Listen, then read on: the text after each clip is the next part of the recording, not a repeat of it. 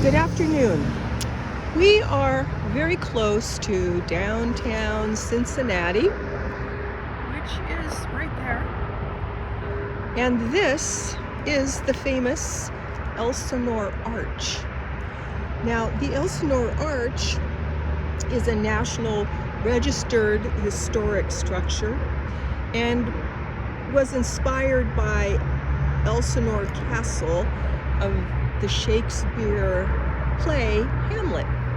Now, Elsinore Castle is fictional, and so when Charles Hanford, who was a very famous architect at the time, was commissioned to create this little castle,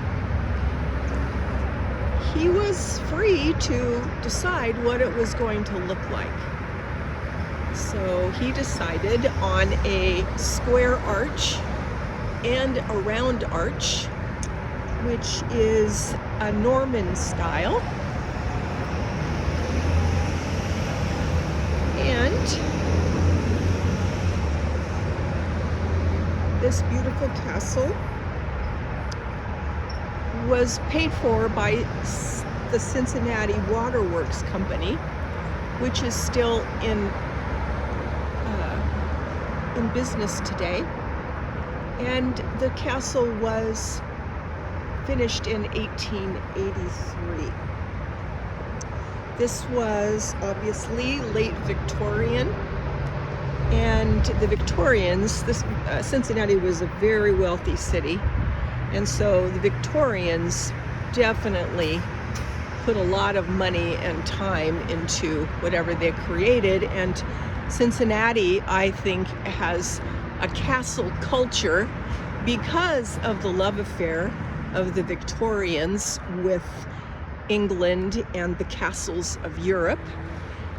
This is WCPO Studios, the side of it, which is right next to Elsinore Castle, which is actually a pump house, and it was commissioned because there's a lake at the top of the hill, and they needed a pump house to divert the flow of water from the lake up above. So this is the other side, and let me take you down here so you can get an end view of it. There we go. Really impressive. Unfortunately, it's just this little piece of the castle that's surrounded by roads and busyness and people and craziness. But you can see this archway, which was meant to be not only a pump house but also an alternate entrance to Eden Park, which is this gorgeous park, which I will take you to one of these days. And up here you can see a plaque.